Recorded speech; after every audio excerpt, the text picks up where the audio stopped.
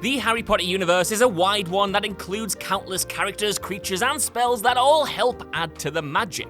And behind every person, place, thing, and creature is some kind of explanation and backstory that Potter author and genius J.K. Rowling has thought of. While we all anxiously await the long-rumoured Harry Potter encyclopedia and assign Google alerts to J.K. Rowling news, us dedicated fans and readers have to wait for snippets of this extra information to arise, whether it be from chance interviews with Rowling herself or now from the sporadic chapter postings of Pottermore. However, not everyone has this much patience when it comes to finding out the dirt on some of Rowling's major characters, let alone the minor ones. And after having combed all corners of the Harry Potter footprint on the internet, this list of backstories of some lesser known characters has come about. I'm Josh from WhatCulture.com, and these are 8 lesser known Harry Potter characters with awesome backstories. Number 8, Dean Thomas's father was actually a badass wizard.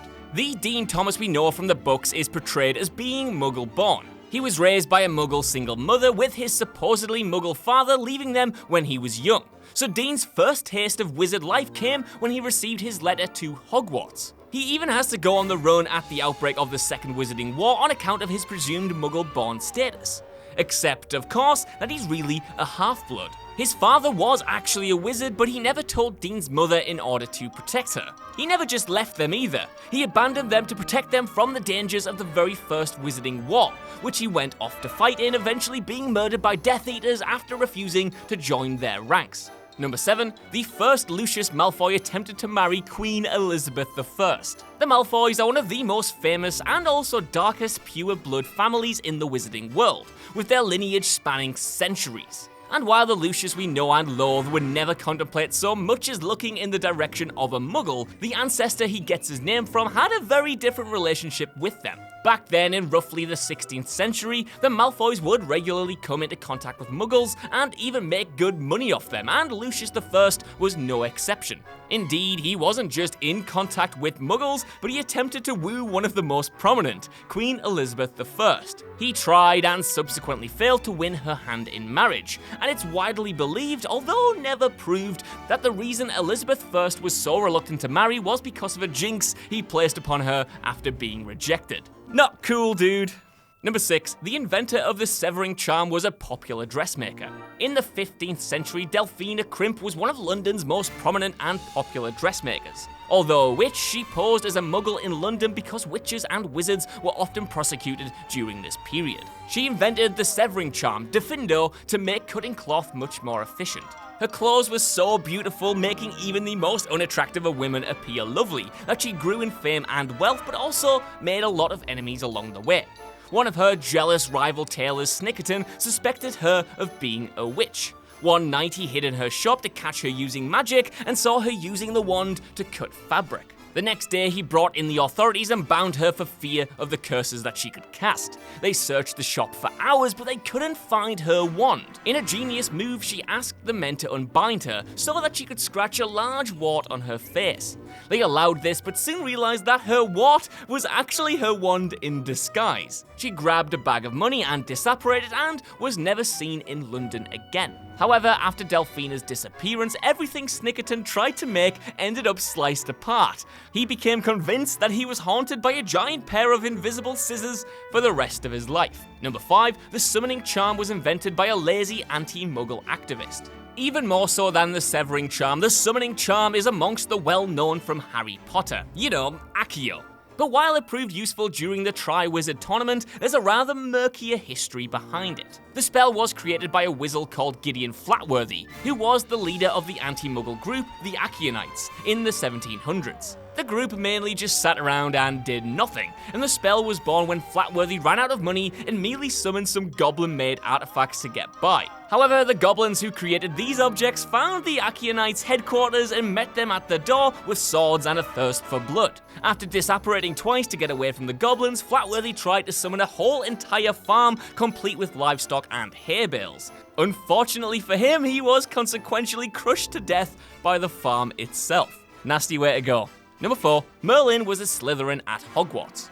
Merlin may be one of the most famous wizards to have ever existed in pop culture, but he doesn't get too much of a look in within the Harry Potter universe. He definitely does exist though, even attending Hogwarts, and despite the fact that he's generally revered, was a member of Slytherin House. In fact, because of the time period when he was alive, it's highly possible that Merlin was taught by none other than Salazar Slytherin himself. Despite being part of the fabled Bad House and studying under one of the most famous dark wizards of all time, Merlin himself managed to come out of Hogwarts an actually decent wizard. Whereas most Slytherins believe in a pure bloodline and wizard dominance, Merlin strongly believed that wizard kind should live in harmony alongside Muggles, and he started the Order of Merlin as a means of promoting Muggle rights and creating rules against using magic on them.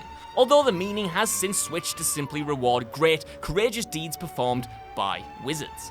Number 3, attempts to remove Peeves were catastrophic. Although Peeves is well known to fans of the Harry Potter books, he's something of a mystery to those who've watched the movies because, well, he doesn't exist in them.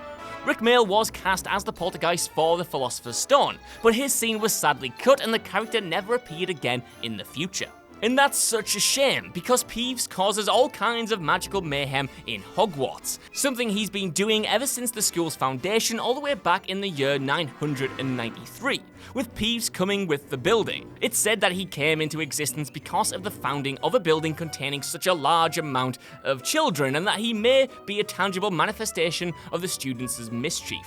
Various attempts have been made to remove Peeves over the years, the most recent and infamous of which came in 1876. Caretaker Ramkaris Karp devised what was called an elaborate trap, which included a bait of assorted weapons and a huge enchanted bell jar reinforced by various containment charms, which he intended to drop over the poltergeist once he was in place. Essentially, it was a Wile E. Coyote trap. Peeves, however, easily broke out of the jar and ended up armed with swords, crossbows, a blunderbuss, and a miniature cannon. Hogwarts was evacuated for 3 full days, as Peeves amused himself by firing randomly and threatening the students with death. The headmistress eventually had to sign a contract with Peeves to make him relinquish the weapons in exchange for additional perks, including a weekly swim in the boys' toilets on the ground floor, first choice on stale bread from the kitchens for throwing purposes, and a new custom-made hat. Don't tell me you wouldn't have loved to have seen all of that in the movies, especially played by Rick Mayall.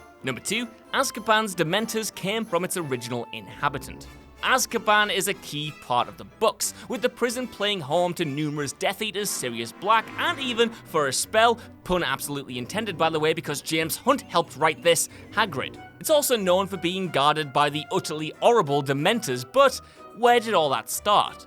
Well, it goes back to the 15th century and a wizard called Escridus. I hope to God I have got that pronunciation right. Escridus was the original inhabitant of the fortress on the island, which at the time was undiscovered by muggles and wizards alike. Escridus was, quite simply, a bit of a wrong'un, and he saw in Azkaban the chance to carry out some of his most twisted acts. The dark, evil, and insane wizard would use the fortress to practice all of the worst kinds of dark magic, which he used to lure, torture, and kill muggle sailors who passed close to the island. After his death, the concealment charms on the island broke, and the Ministry of Magic eventually discovered it. They refused to discuss what evidence they'd found of his acts on the island, other than the fact that the fortress was infested with Dementors. And then the actual ministry themselves thought, yeah, these creatures used as a means of torture by a certifiably insane dark wizard will make good guards for our new wizard prison. Class, genius guys, you've thought that one through, haven't you? Number 1, Sir Cadogan was a knight of the Round Table and fought a wyvern. Among the many portraits that line the walls of Hogwarts' School of Witchcraft and Wizardry, that of Sir Cadogan is one of the most personable. The painting of the knight both aids and annoys Harry and friends, bravely leading them to their divination classroom in the 3rd year, and later shouting encouragement to them during the Battle of Hogwarts. Sir Cadogan isn't just all bluster and bravado as a painting though, but he was, when alive, a genuine knight who carried out some very impressive deeds. It's believed that he was good friends with Merlin, which helped lead to him becoming one of King Arthur's Knights of the Round Table. Although he's not included in the Muggle version of the tale, he is amongst the lesser known figures in the Wizard one, with the phrase "I'll take Cadogan's pony" meaning to salvage the best one can from a bad situation. His greatest accomplishment came when he was charged with defeating the Wyvern of Wye, a dragon-like creature that was terrorizing the West Country during King Arthur's reign. Cadogan only just escaped the first encounter with the Wyvern, leaving his life intact but his wand, sword and visor destroyed and his horse killed as well. Displaying the kind of bravery that was his hallmark as a painting as well, he refused to give up. Cadogan seized a fat pony from a nearby meadow and charged at the Wyvern with his broken wand in hand. The Wyvern then ate Cadogan, but his wand pierced its tongue and caused the fumes from its stomach to ignite, which resulted in the Wyvern exploding. Cadogan and the pony, however, somehow survived the encounter. After that, he was married 3 times, left by each of the women, and fathered a whopping 17 children. More like Sir Ladigan, am I right, guys? So that's our list. I know you guys think down in the comments below, are these backstories wild enough for you, or did you know them all already? Either way, while you're down there, could you give us a like, share, subscribe, and head over to whatculture.com for more lists and news like this every single day. Even if you don't, though, I've been Josh. Thank you for watching, and I'll see you soon. Goodbye.